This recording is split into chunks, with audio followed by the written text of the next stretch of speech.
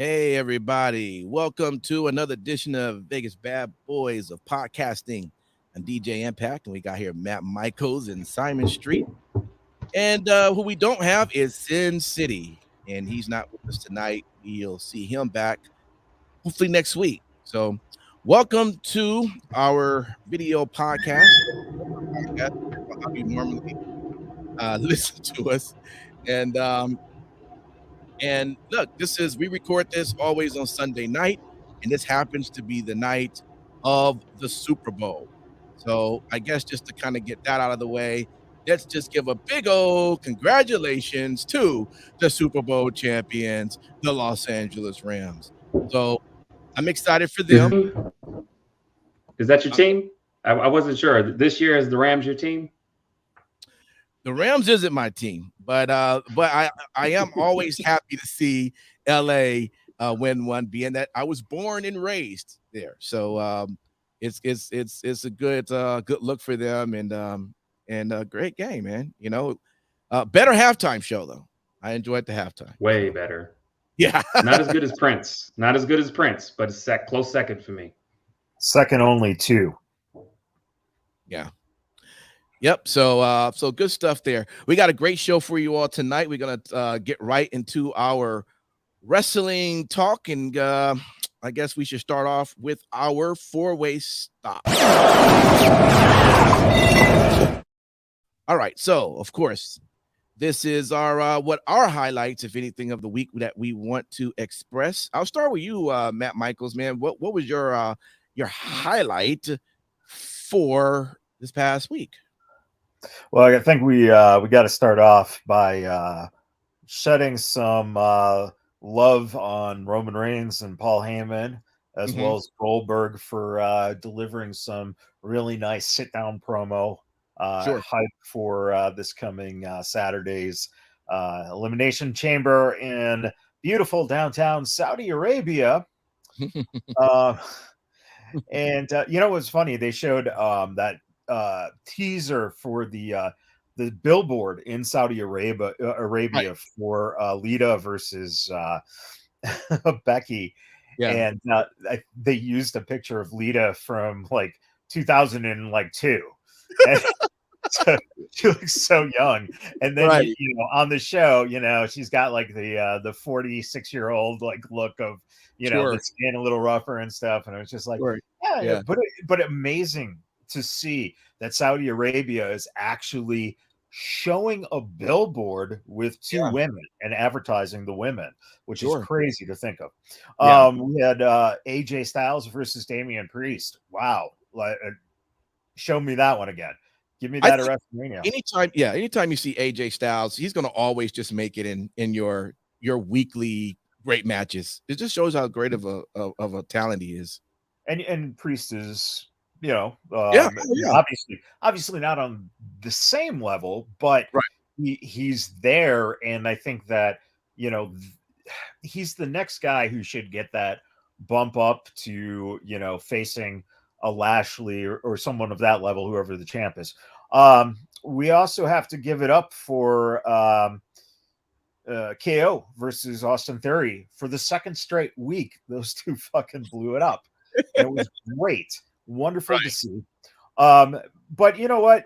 I think the highlight of the week for me was Sammy Guevara bumping the Inner Circle like they were his fiance. Thank God the Inner Circle hopefully is going away. Thank you. It's long overdue.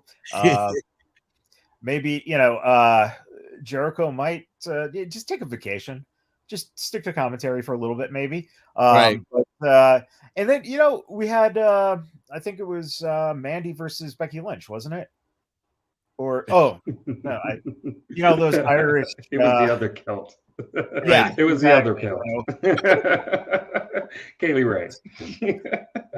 But you know, I do have to say, for someone who, you know, Mandy is by far not the most accomplished wrestler in the ring, you know, wasn't too bad. So hey, good going with that, and hopefully, this goes somewhere where it looks like, hopefully, we'll see, um, her just get just a little more to where she's at that level where you can. Where you can take her more serious on that level, where if they were to call her up to the main roster, she'd be a contender. Yeah, I get that. And yeah, Mandy and I'll go on this time, Simon, and after me, I'll let you jump in. Yeah, just to finish off what you were saying, Mandy used to be the one that when she would come to the ring, I'd be like, oh boy, I hope she doesn't hurt herself or botch something too bad.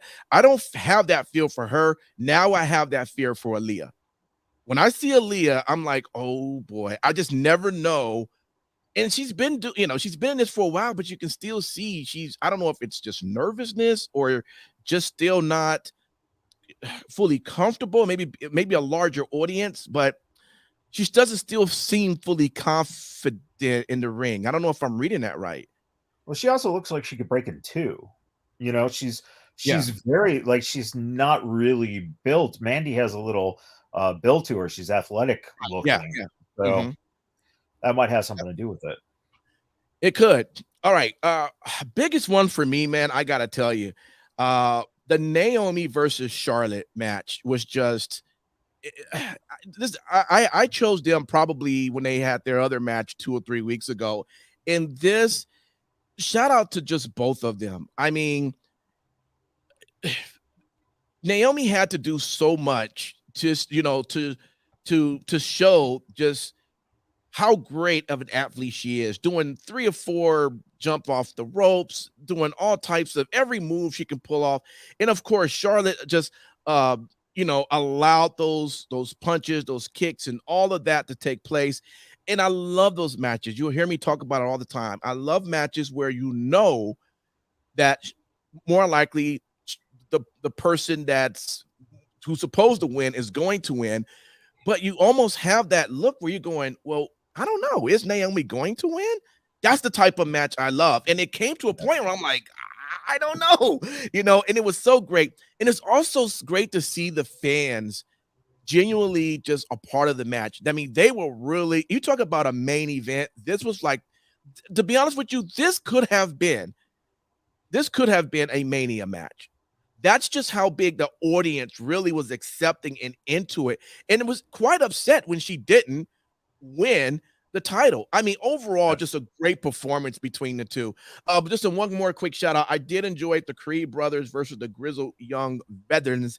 I like that match too. And I'm liking what I'm seeing with the Creed brothers. I'm hoping they continue to build on the entire Diamond Mine dynasty, I guess they're going for. But that was really a good match too, and I'm loving the athleticism from both of those guys. So that's mine. Let's go over to you, Mr. Simon Street. What's your 4-way stop for us?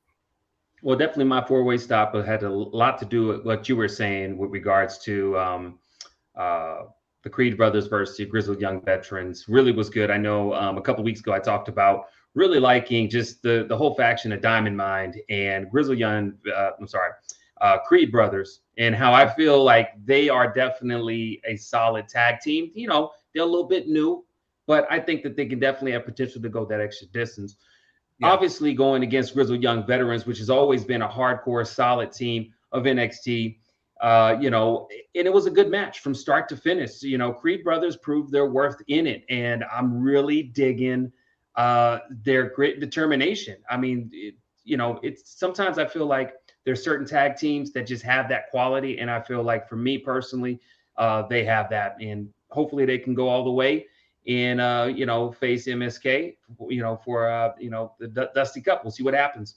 The next thing that I have also too is the Alpha Academy versus RK Bro thing that they had this week on Raw was hilarious. The questions, I was actually into wanting to answer them myself.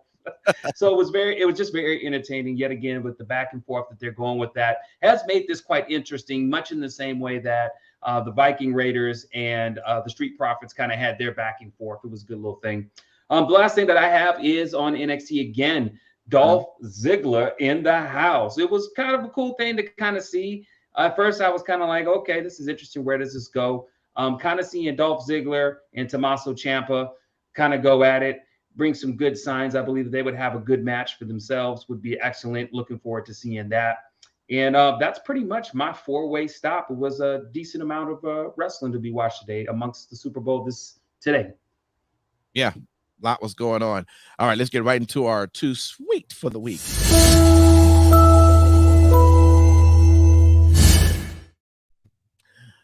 All right, Too Sweet. Let me I'll jump in this one right quick. So I gotta tell you, mine's probably had to do more of a video promo. I really enjoyed the Mello and Trick video that they had from the barbershop at NXT. And that's probably because I love the barbershop, man. I love when I go get my hair cut because it's all the talking that you hear. The barbers talking to the people waiting, the barbers talking to the other barbers. And this is the type of stuff that we normally would talk about. You know, right now they'll be talking about the Rams, you know, and the Bengals, and they'll be talking all types of shit and saying all types of stuff. So I can actually see a conversation the way they had. I can actually just see that. So to me, it was just great to watch them have that interaction at a barbershop like that. So that definitely was mine's. I also had put in there, and you had mentioned this one, Michaels, the AJ Styles match with Damian Priest. Another one of those matches for me that I just enjoy. Anytime I see AJ Styles, I know I'm about to get an awesome performance. And yeah, those two elements was definitely my Too Sweet for the week. Let me go over to you, Simon Street. What do you got? Well, my definitely Too Sweet for the week was, as you had mentioned earlier, the Naomi versus Charlotte match on SmackDown. Truly amazing. And kind of going back to what you were saying last week, just Naomi in general, I think we can all agree that Naomi definitely is that top level talent. I think that she is definitely something that's a hidden gem, and it showed in this match. It was believable. They both worked well together. They both were able to, show each other's great sides to each other. It just was a great match from start to finish, even though, Charlotte went on to retain, obviously. It was just really good. And these are the type of things that get me seriously excited to see Naomi in more things. As long as they don't muddle down a lot of different stuff for her storyline wise, I think that she's perfect for anything that they would choose to do in the future. And that was my Too Sweet for the week. Just to take a little bit of your time, because you had about a minute left. I hope at some point. Wow. No, I hope at some point that I hope WWE, maybe, I don't know. It would be great if they try something like this. So let's just say, for example, we know the match is supposed to be Ronda and Charlotte, right? So that's how they're booking it. That's how we're being presented. I wish they have someone up to a level, let's say like someone like Becky Lynch, who is now also on SmackDown, right? And yes, they're both heels. Then you have Becky have a match, just like the match we just had with Naomi, have a match against Charlotte. And then let's say, for example, Becky wins that match and now becomes the SmackDown Women's Champion. And now it switches the entire program of what it's supposed to be for Mania. I would like to have a kind of a swerve in that manner, because when everything is already set to how things are supposed to be for Mania, it kind of sucks when you have these matches, when you're going all the matches like we have for Chamber and different things, because we already know what the outcome is supposed to be. So it'd be kind of great. And then you're still going to get a good match, right? Now, you wouldn't necessarily want Naomi. It wouldn't make sense for Naomi to have won the belt from Charlotte and then go up against Ronda, right? That wouldn't have made sense. But if you had someone that was like a Becky, two strong heels, like Charlotte, like Becky, and they actually was like, maybe the idea could be, I want to be the one to take on Ronda. And although it's already set that it's going to be Charlotte versus Ronda, it'd be great to see that swerve was to take place, and it didn't happen that way. Why do you look like that, Michaels? Or I'm over explaining it, or you don't see the reason? No, you're just taking my what the fuck moment now. You're well, the well, moment. well. Hold on. To be fair, Impact, you have a brilliant idea. That would be great if you buy on March 11th WWE 2K22 and set that match up. That would be brilliant. But outside of that, that would just be too much. All right, I'm just throwing it out there. But thank you for sharing. I appreciate it. Over there to Michaels, though, man. Well, who's your too sweet, man? Let's Charlotte and Naomi definitely deserve it. They had an amazing match, very, very good. But let's not overlook Lita and Becky's promo in the ring. That was pretty phenomenal, especially when they started throwing down. That was pretty sweet. And see, this is where the whole thing about the WrestleMania thing that you're talking about, what loses steam is that if you do that, then you don't have time to actually build the anticipation of the match. So that's why you wouldn't do that. Here is a perfect example. If all of a sudden, Becky jumps over to SmackDown, and now what the hell do you do with Lita? You build matches for that anticipation. Well, what I was saying is, but I guess going back to it is that I wish I had somebody that was also on SmackDown that was on the same caliber as Charlotte, who also could have been a heel as well. So not taking one from Raw to bring them over, but you just have two strong heels, Charlotte and someone else. So that if they wanted to now have a fight for that title, there could be that swerve, and now you don't have. So now you're putting heel versus heel? Shut the fuck up. What the fuck?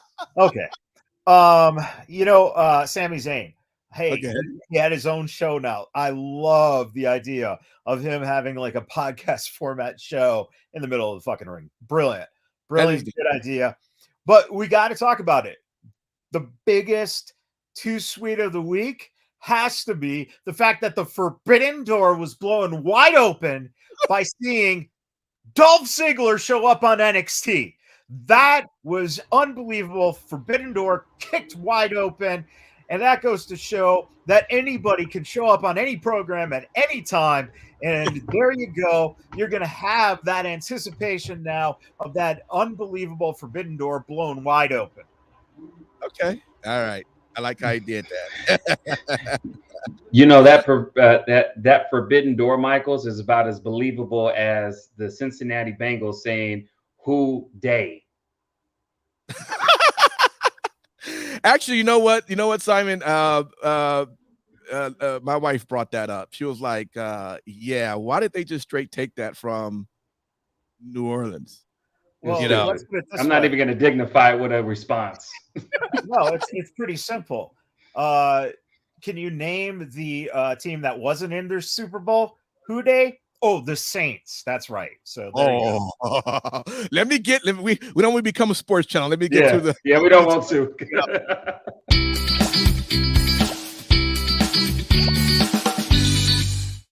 Okay, so this week's WTF, Jade Cargo versus AQA, and then right after, okay, so let me start here. So you got Jade Cargo.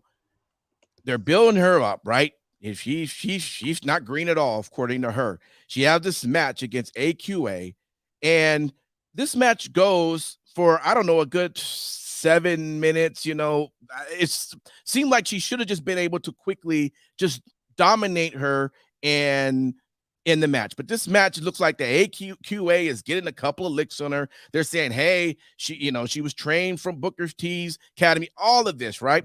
So then you go from that match, which of course Jade won, and then you go to Serena Deeb's match against another person we don't know, Katie Arquette. And now this is supposed to go 5 minutes, but of course Serena is just so great that somehow the match now ends in about 2 minutes. It just doesn't make sense to me. Why not just have a match where you have two supposedly great stars going against two unknowns? Why not just put a Jade maybe up against a Serena and maybe Jade beats Serena? Wouldn't that make a little bit more sense than to put two matches that nobody really cared to see back to back? Have you ever watched Jade wrestle? I have. But then at some you point, know that's why you don't put her against Serena, because Serena would beat her because Jade is not ready for television, let alone fucking facing Serena Deeb. She ain't ready yet. She ain't ready. And even with the girl she faced this week, like I'm gonna be honest with you, Jade was not the number one person that looked amazing in that match. Exactly. Yeah. AQA did. She looked good. Did you see that? I think she did like a cool moonsault, kind of like with remember Airborne used to do that back in WWE. right. Yeah, Yeah. it's like a moonsault where they touch their toes. She looked good in that. So I was just saying, I just don't understand.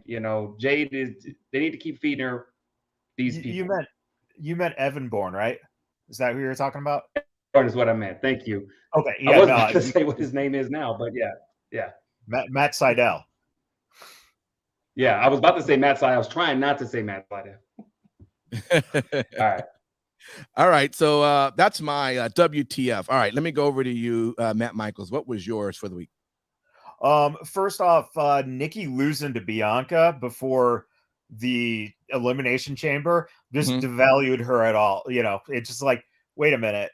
Bianca's, she doesn't need a win over Nikki. Let Nikki take a 10 count, win or something like that to give her stock going into the chamber. That's my first. Second of all, this is a what the fuck in the good way.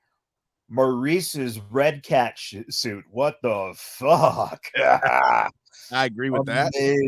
Amazing. What part? Another what the fuck? What was that? What part? Amazing. The whole outfit. The whole outfit.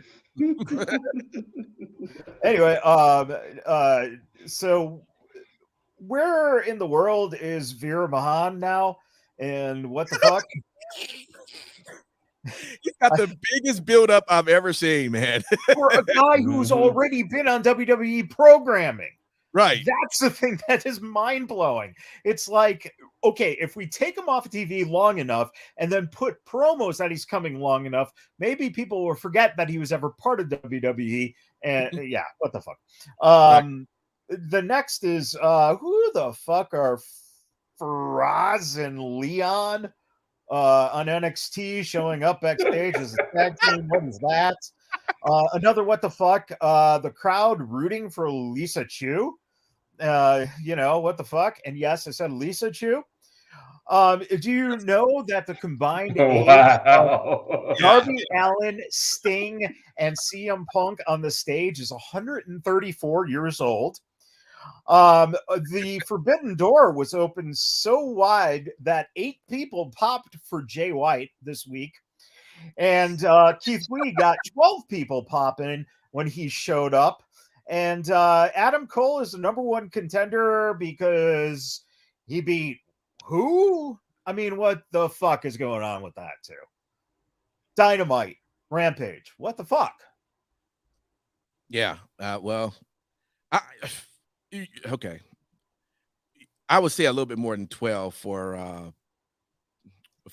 what's his name you named. He came out, some people reacted, and then it was deader than dog shit in the fucking cold of winter until like one move happened, and then it was like, oh yeah, and then silence again. Again, they just don't know what they're doing. Announce the fucking guy. But anyway, we'll three count. We'll talk a little bit more about the Forbidden Door of Tony. All right, Simon Street. That means you're up, man. What's your WTF? Well, my WTF is Miz TV. And the reason why I'm going to say WTF and Miz TV is not so much of that the Miz TV show is something that I usually get excited about and like to watch when I watch Raw. I don't get excited with anticipation, even though Maurice do be looking really good in her little outfits. But it's something that when he came, when Rey Mysterio came out and was a guest on there, and they were kind of going back and forth, and then finally Dominique got in there. I happened to be making some food and was not paying the Miz TV, but immediately was alerted to right before the Miz got popped. He said, "Oh, are you sure you're not Eddie's kid?" Total funny shit. Yeah. I was like, what the fuck? Did he just say that shit? And again, Miz, always on point with stuff. And if you know what that is, for anybody who's been living under a rock, long time ago there was a promo.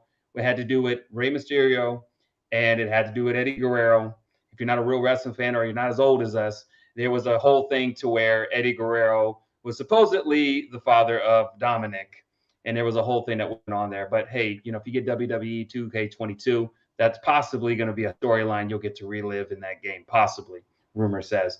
But that was pretty much my WTF of the week. I know it wasn't that week. There wasn't anything that really moved me. Michael's listed almost every freaking thing I wanted to name on WTF.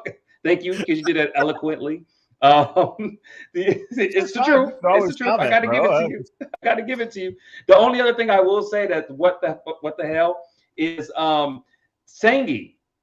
Sangi from that was with Grayson Waller on NXT. Another person that has been around for this big dude. If you look at him, he's maybe a little bit smaller than Braun Strowman was. And this dude goes out against LA Knight. You're thinking, okay, I want to see some action. No, he fell over like a goddamn log over one kick to the face. And then that was it. So again, that was a what the hell. You know, I was like, what are you doing with these big dudes? Are we just getting them out, these meat castles, just because Vince McMahon likes the meat castles and just wants to show them? Give me a big dude that can fight, who can actually do some shit all night. All right, I'm done. All right. Appreciate that, man. We'll go right into our next one, which is called The Lookout.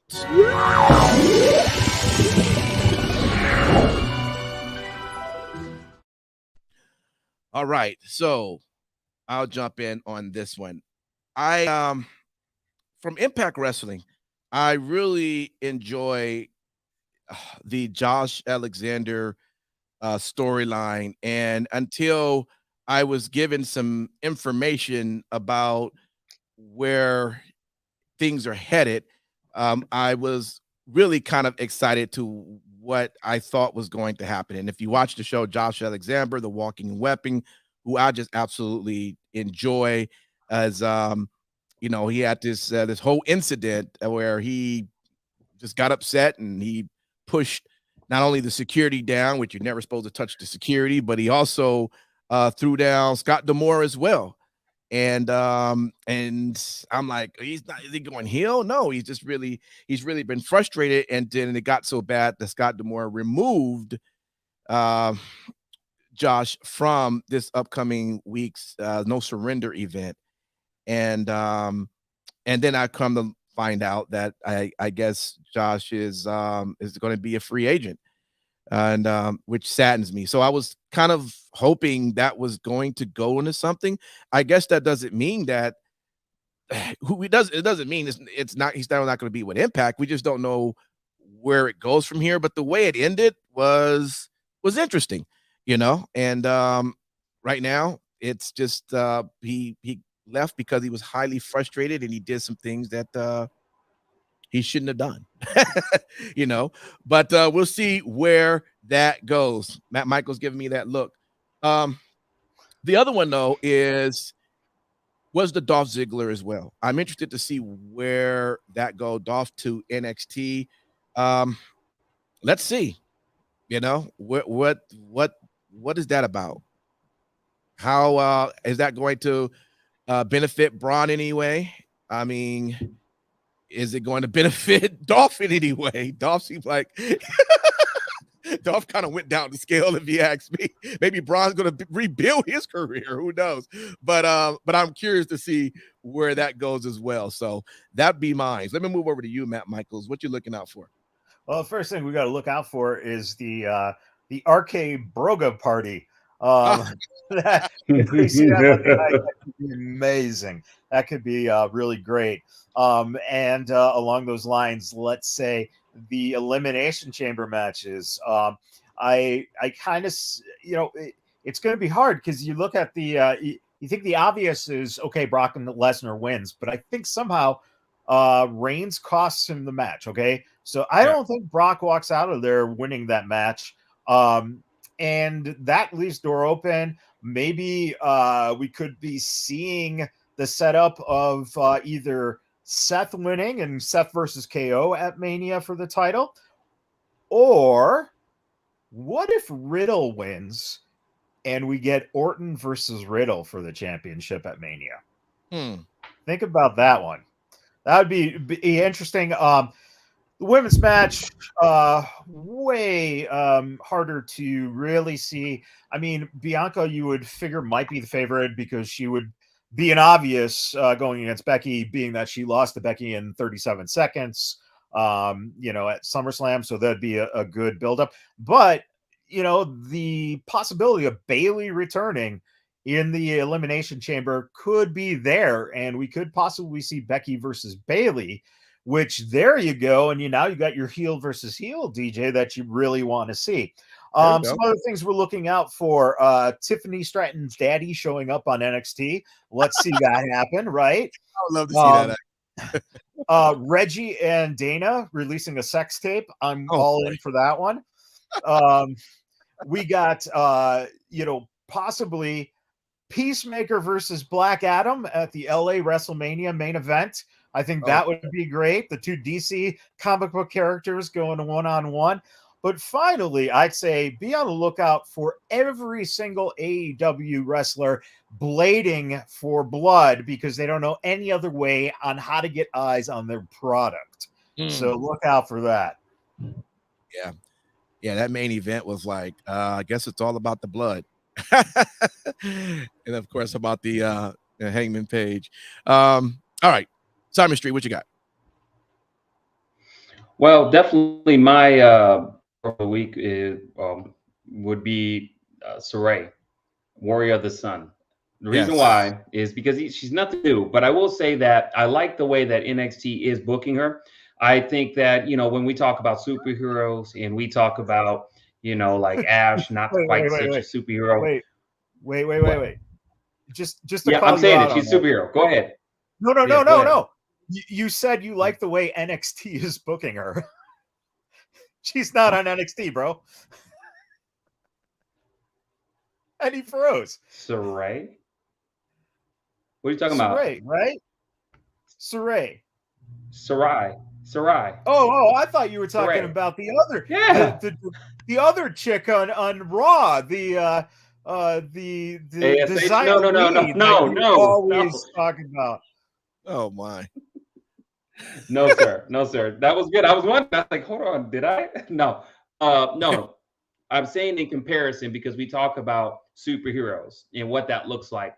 Saray is definitely another type of way that you can book a different superhero because she has like a superhero persona per se.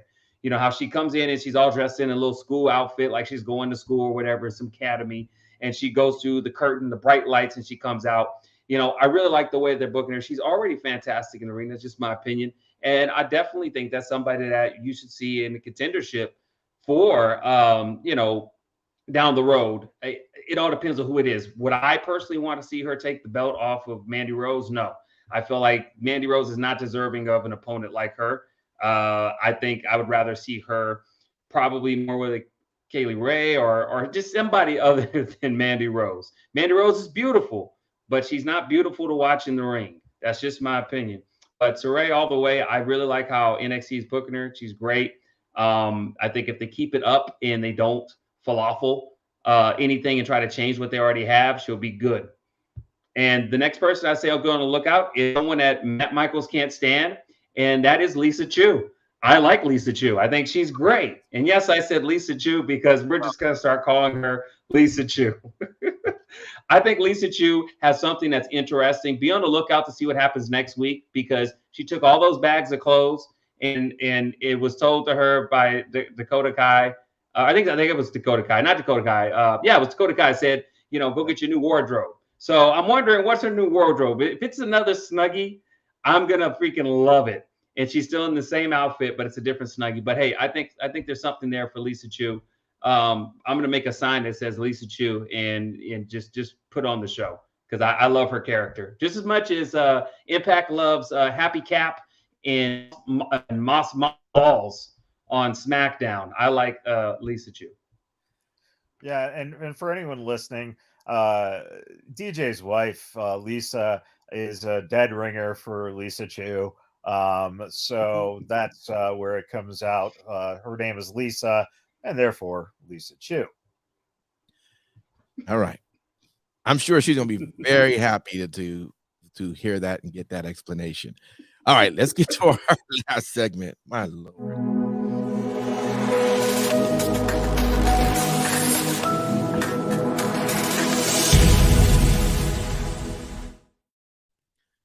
So, best in show for me this week was Impact Wrestling. It had everything that I wanted to see. It was a one of those. I love it when you don't really have to fast forward through anything because everything that you see from the matches, from the backstage promos, everything is just keeping you interested in, and that's what that show is about. It kicked off with Josh Alexander, like I talked about. That segment went 20 minutes, and it was really good, just how everything was set. Then I think Deonna Purrazzo went next when she did an open challenge for one of her two belts, and that went. And after that, there was a Mickey James versus Chelsea Green. That was just a friendly match, being that they never had a match with one another. And then Tasha Steelz got involved, which of course that would be because they're coming up on this weekend's event. Then you had the Bullet Club with going against Violent by Design, and that's getting really testy because you got the Good Brothers that's working with Violent by Design, but Good Brothers was a part of the Bullet Club, and so they of course were shooting back and forth with one another, so that was really good. You got Honor No More was showing up, and of course those are the guys that are for Ring of Honor going against Rhino and Rich Swann. And again, I mean, everything was just great storytelling, and it ended with Brian Myers versus W. Morrissey, and then of course, it at the very end we got a chance to see Moose, which W. Morrissey's been spending the last 3 or 4 weeks trying to find Moose, haven't been able to find him, and sure enough, Moose pops out of nowhere to, of course, finish off W. Morrissey by putting his head in a chair. Just overall great show from top to bottom. It was the show for me this week. I'll go over to you, Matt Michaels. What's your best in show this week? Raw was a pretty damn good show for once. It was nice to see. That was great. Enjoyed it very much so. But something that's coming under the radar, I got to tell you, the real Dirty Dancing, the reality series, Brie Bella has been dancing on that series. It's going to be on for, I believe, 2 more weeks.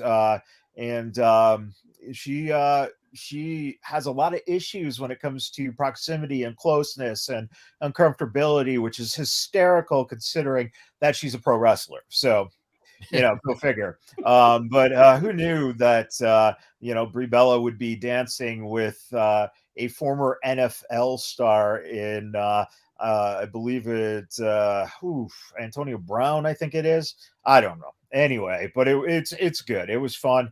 Yeah. Good times last couple of weeks. But the biggest thing of the week was, please let The Rock introduce every fucking championship game in this country, because that was the best thing on TV the whole week. I agree.